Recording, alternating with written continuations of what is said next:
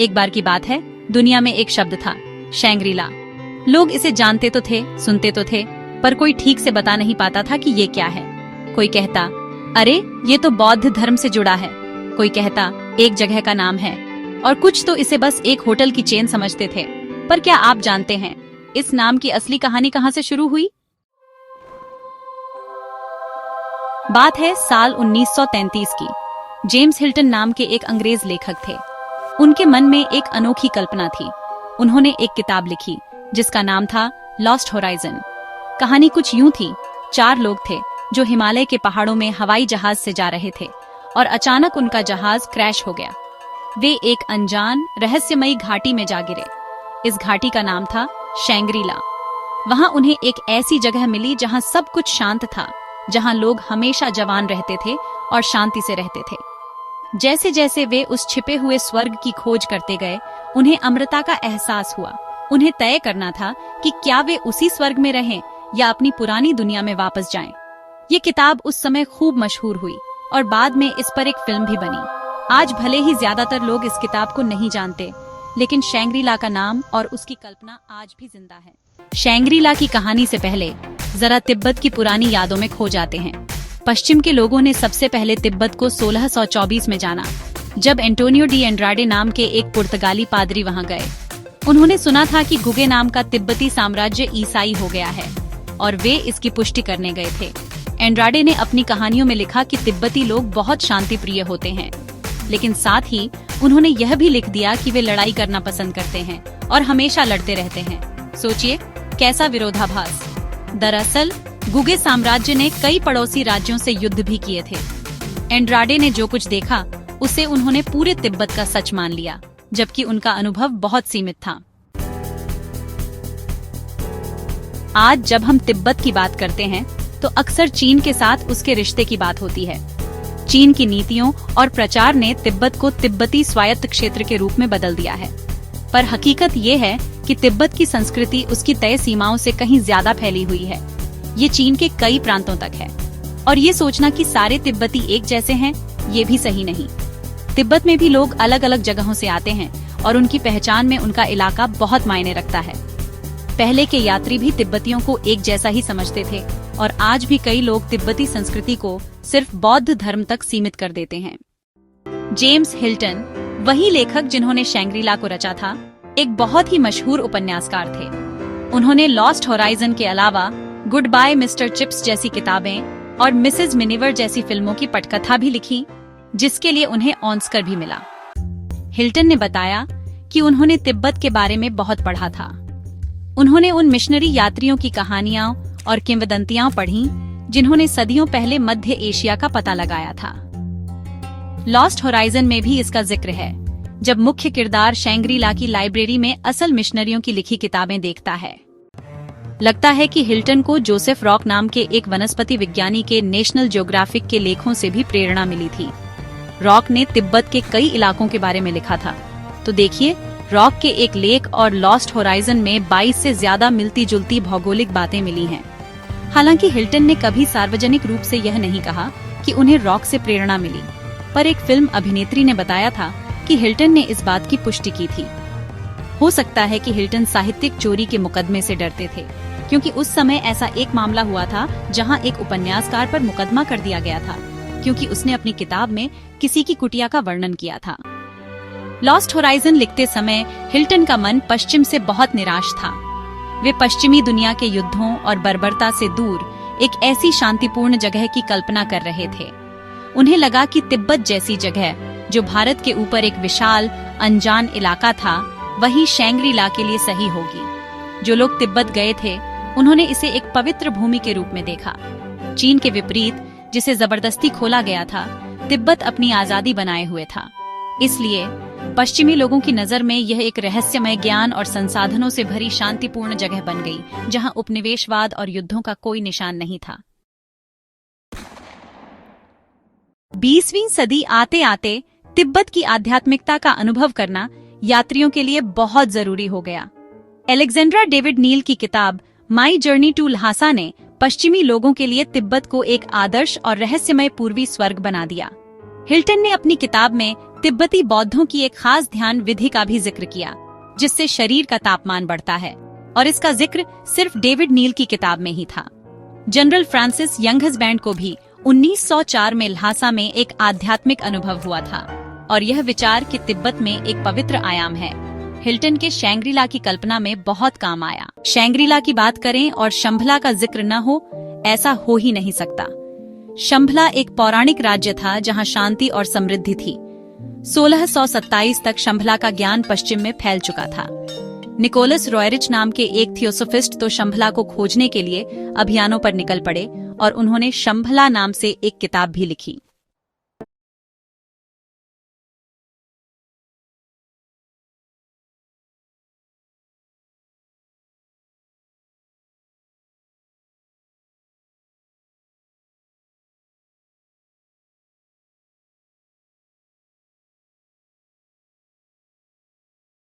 आज भले he lost horizon को कम लोग जानते हों, लेकिन शैंग्रीला का नाम आज भी मशहूर है।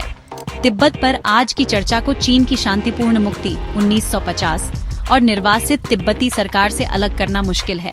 और तो और चीनी कम्युनिस्ट पार्टी सीसीपी के प्रचार की वजह से शैंग्रीला का नाम यून्नान प्रांत से जुड़ गया है। यून्नान की एक सरकारी किताब में तो सीधे लिखा है कि यून्नान को दुनिया एक मोहक शैंग्रीला के रूप में जानती है। 2001 में यून्नान के झोंगड़ियान काउंटी को अपना नाम बदलकर शैंग्री-ला करने की अनुमति मिल गई। उनका मकसद था पर्यटन को बढ़ाना और अपनी अर्थव्यवस्था को सुधारना।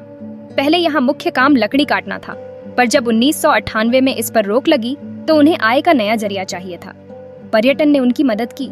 उन्होंने यून्नान में इकलौता तिब्बती स्वायत्त प्रांत होने का फायदा उठाया और इसे शैंग्री-ला का नाम देकर खूब तरक्की की। झोंगड़ियान के अधिकारियों ने तो 1996 में ही असली शैंग्री-ला होने के सबूत इकट्ठा करने शुरू कर दिए थे। उन्होंने सम्मेलन किए, शिक्षाविदों को बुलाया और उन्हें सबूत मिल भी गए। उन्होंने कहा कि खावा कारपो पर्वत, जो तिब्बती तीर्थ यात्रा का एक पवित्र स्थान है, वही हिल्टन का माउंट कराकल था और आसपास का इलाका ब्लू मून घाटी जैसा था।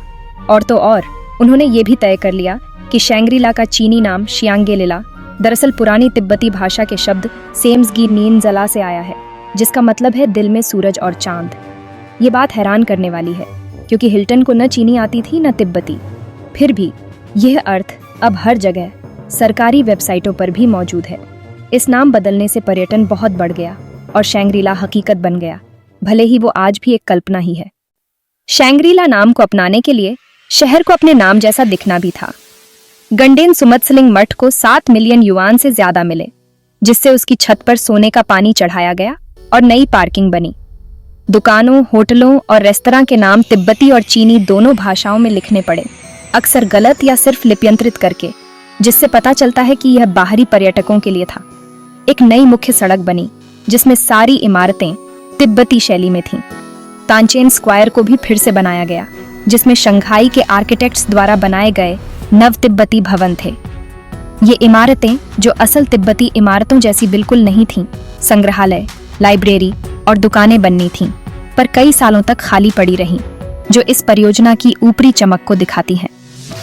शहर के प्रवेश द्वार पर एक विशाल स्तूप बनाया गया, जिसे 2017 में दोगुना कर दुनिया का सबसे बड़ा स्तूप बना दिया गया।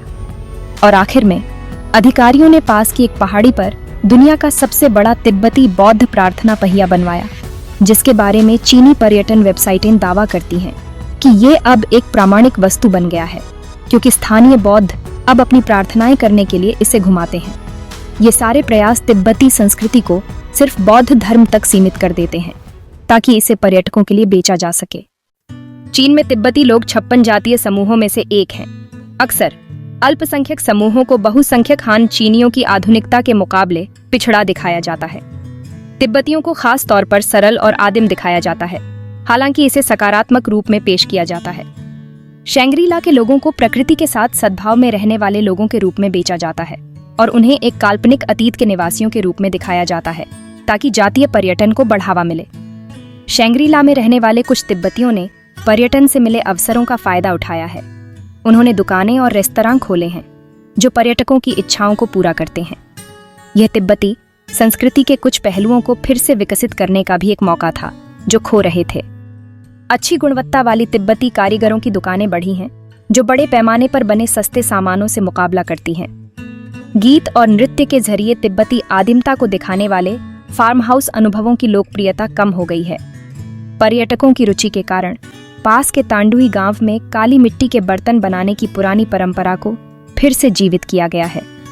तिब्बती भाषा में दुकान के नाम लिखने की जरूरत ने एक सामुदायिक समूह को जन्म दिया है जो गलतियों को सुधारता है और तिब्बती लिपि के उपयोग और सीखने को बढ़ावा देता है, जिससे स्थानीय सांस्कृतिक विरासत में गर्व वापस आ रहा है। हर साल होने वाला डेक्कन शैंग्रीला कला महोत्सव भी पर्यटन को बढ़ावा देता है।